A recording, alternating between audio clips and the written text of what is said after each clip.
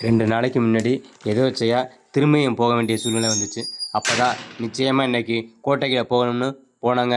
ஆமாம், அப்பதான் முத்து விஜய ரகுநாத சேதுபதியும் ரகுநாத கிழவன் சேதுபதியும் நம்ம வரவேற்றார்கள். இப்போதான் உங்களுக்கு வழி தெரிஞ்சிச்சா, இப்போதான் உங்களுக்கு பாதை தெரிஞ்சிச்சான்னு அவங்க கேட்குற மாதிரி இருந்துச்சு. அவர்களுடைய புகழும் இந்த நம்ம தேசிய கொடியும் ஒன்றா பறந்துக்கிட்டு இருக்கிறது ஊருக்கே எல்லாருக்கும் தெரியுங்க. ஆமாம், இதுதாங்க அந்த கோட்டைக்குள்ள இருக்கிற உலகத்திலே மிகப்பெரிய பீரங்கின்னு அங்கே உள்ளவங்க சொன்னாங்க. ஆமாம், நான் ஏதோ இந்த கோட்டையோட சாவின்னு நினச்சி கேட்டேன். கோட்டையை திறக்கிற சாவியாக இருக்கும்னு. இல்லை இல்லை, இது பீரங்கின்னு அவங்க தான் சொன்னாங்கங்க. ஆமாம், அப்போ இருந்த மன்னர்கள் எல்லாமே பாறையை பார்த்தா, மலையை பார்த்தா கோட்டையாக்குனாங்க, கோபுரமாக்குனாங்க, கோயிலாக்குனாங்க. இப்போ உள்ள மன்னர்கள் மலை முழுங்கி மன்னர்கள். அவங்க என்ன பண்ணுவாங்கன்னு உங்களுக்கு தெரியாதா நண்பர்களே? கிபி 1600லேருந்து 1800 இந்த காலகட்டத்தில் ராமநாதபுரத்தை தலையிடமாக கொண்டு சேதுபதி மன்னர்கள் ஆட்சி புரிந்தாங்க. அந்த சேதுபதி மன்னர்களுடைய முத்து விஜய ரகுநாத சேதுபதியும் ரகுநாத கிழவன் சேதுபதியும் தான் இந்த கோட்டையை கட்டினதா நம்மளுக்கு அங்கே இருந்தவங்க சொன்னாங்க நண்பர்களே. எத்தனையோ நடிகர்களுடைய படத்தை தேடி தேடி போய் பார்த்துருப்போம். எத்தனையோ ஊருக்கு தேடி தேடி போய் கலை நிகழ்ச்சியெல்லாம் பார்த்துருப்போம். ஆனால் நம்ம ஆண்ட, நம் மண்ணை ஆண்ட, நம் மக்களை ஆண்ட நம் ரகுநாத சேதுபதி மன்னர்களுடைய கோட்டையை நம்ம நினச்சா பார்த்துக்கலாம்னு இருக்கிறோம் பாருங்க. அது எவ்வளோ பெரிய தப்புன்னு இங்கே வந்த பிறகு தான் தெரியுது நண்பர்களே. ஆமாம் நண்பர்களே, அவர்களுடைய அந்த கோட்டையை பார்த்தோன்னே தான் தெரியுது.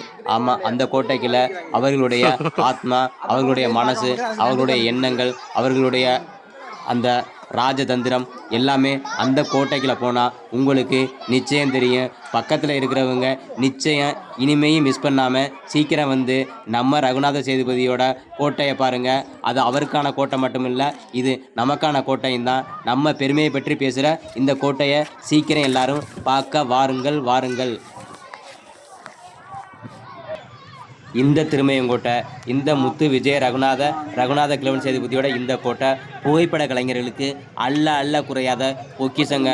ஆமாம், மேலே கோட்டையிலேருந்து அந்த இடைவெளியில் இருக்கிற சின்ன சின்ன இடைவெளியில் நீங்கள் உங்களுடைய புகைப்படத்தை உங்கள் கேமரா கொண்டு வந்தீங்கன்னு வச்சுக்கோங்களேன், அள்ளிக்கிட்டு போகலாங்க போட்டாவை. ஆமாம், வியூ வேறு லெவலில் இருக்குங்க. பாதி காலத்து மனுஷனின் அம்சத்தோட இப்போ பாதி மனுஷனாக இருக்கிற நம்ம ஆளை பாருங்கள். கோட்டையோட மதில் சுவர் எல்லாம் சரியாக இருக்கான்னு செக் பண்ணிட்டு போகிறாரு. பல பெருமைகள் கொண்ட இந்த திருமயங்கோட்டையில் ஒரு திசையில் சிவாலயம் இருக்குதுங்க, இன்னொரு திசையில் பெருமாள் ஆலயம் இருக்குங்க. தமிழ்நாட்டிலேயே இவ்வளவு பக்கத்தில் சிவாலயமும் விஷ்ணாலயமும் வேற எங்கேயும் இருக்குமான்னு தெரியலைங்க. ஆமாம், மேலே நீங்கள் இந்த கோட்டைக்கு வந்தீங்கன்னா கோட்டை தரிசனம், கீழே கோபுர தரிசனம், கோயில் தரிசனம், சுற்றி இயற்கை தரிசனங்க. இதையெல்லாம் கண்டுகளிக்க நம்ம உடம்பு ஃபுல்லாக கண்ணு வேணுங்க. ஆமாம், ஒரு முறை வாருங்களேன்.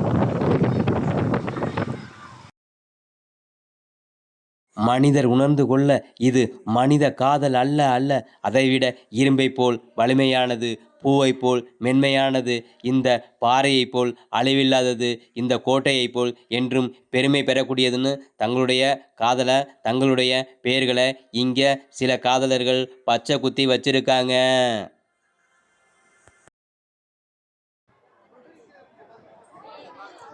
கோட்டை கட்டி வாழ்ந்த நம் மன்னர்களுடைய கோட்டையை பாருங்கங்க.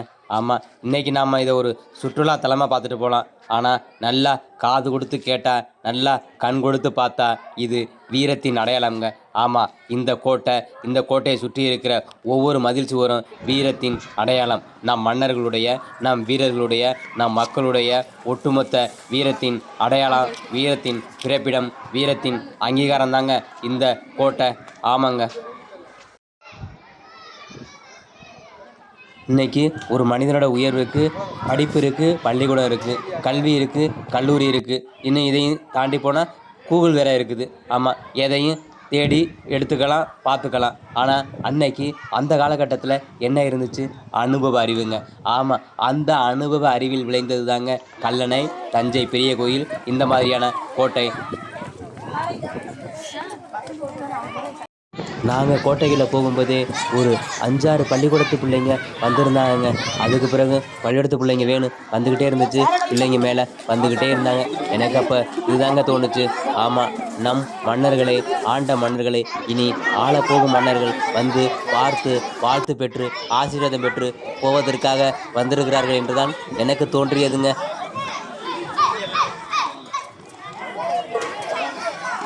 நான் கோட்டையை பல முறை சுற்றி பார்த்துவிட்டு கீழே இறங்கிவிட்டேன். இப்போது என் மனசுக்குள்ளேயே முத்து விஜய ரகுநாத சேதுபதியும் ரகுநாத கிழவன் சேதுபதியும் ஒரு கோட்டை கட்டிவிட்டார்.